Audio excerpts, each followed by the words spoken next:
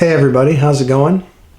Tesla just had its pretty cool live event from California and in Europe where they unveiled the details on the Model 3, their new Model 3, and they also had a bunch of customers who were able to get into their cars, quote unquote, like 30 customers basically. So they've manufactured 50 cars now, 30 of which are going to customers directly, and then another 20 are going to be withheld for testing purposes, right? We'll have more details on that later. So for now, the information that we got from the live event was, a bit sparse, but it was, they're still forthcoming. They allowed some journalists to drive them and see them up close, which is something they haven't allowed up to this point. So the details I've got so far are that there's no instrument cluster in front of the driver, nothing there. There's no heads-up display. Everything happens on that horizontally oriented TFT display that you see there.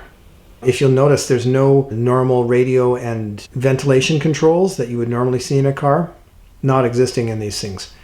You're just going to do everything through that screen. And that makes a lot of sense because it cuts down on the number of parts that have to be manufactured. If you think about it, you're just dealing with wiring, electronics, and rather than actually having to put a lot of extra switches in there. So when you walk up to the car to get in it, you don't have a key. You have just an app on your phone, and there's a Bluetooth connection between your phone and the car that allows you to get in the car. The interior is very simple, very minimalistic. There's a lever on the right side of the steering wheel which you use to control the driving modes, your park, reverse, neutral, drive, and so on, right? And your autopilot. The car shares all the same sensors, like the autopilot sensors, with the Model S. So it will be available in full autopilot whenever Tesla releases the software for that. That has yet to be announced, but it's anticipated. Pricing. Base price is going to be $35,000, just as they've said for a while. The range of the base car is going to be 220 miles or 352 kilometers. And it'll accelerate from 0 to 60 in about 5.6 seconds, so under 6 seconds, 0 to 60. So by any stretch, it's a pretty quick car.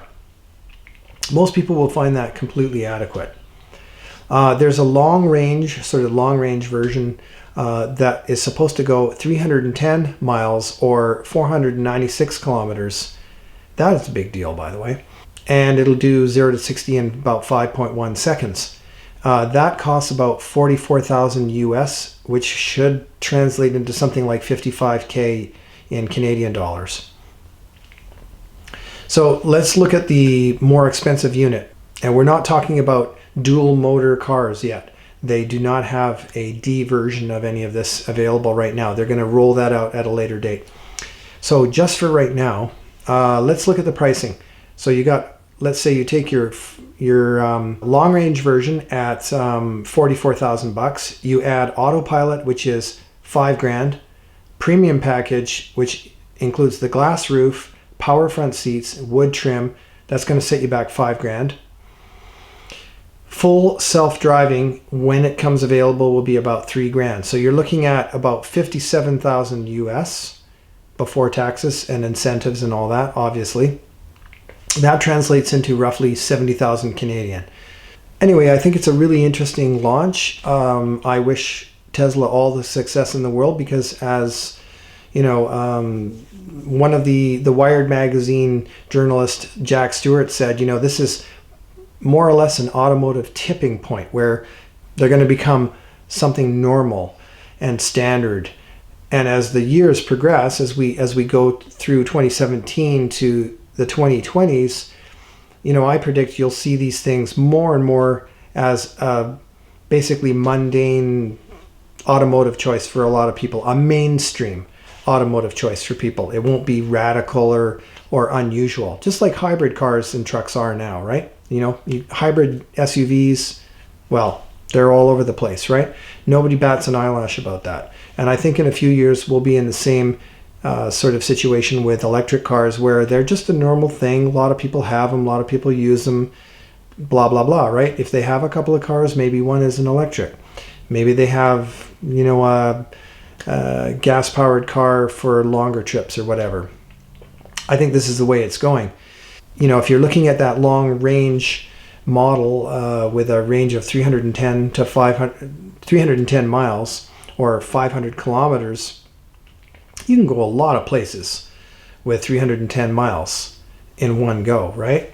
Anyway, those are my thoughts for now, just passing on what I saw tonight from the live event. And let's keep our eyes on this and see how it goes. I'm looking forward to seeing how deliveries go. That's the next big question, is to see how the delivery schedule goes and how the manufacturing schedule goes. I should also mention before I end here that Elon Musk did touch on some of the manufacturing challenges. And, you know, they've got a lot of units that they want to produce. They want to produce up to 500,000 units a year of the Model 3. And that is a tall order. They're going to have to really get their butts in gear to do that. They're talking about, right now, about 5,000 units a week is what they're aiming for. So they have a huge curve to meet right here to get to that point. And I think this is going to be the biggest challenge going forward. There's no question they have customers out there. The big question is, how quickly can they ramp up production, keep their quality standards where they want them to be, and make the profit that they're looking for. So that remains to be seen. We're going to just have to wait it out and watch it unfold. All right, thanks for watching. Over and out.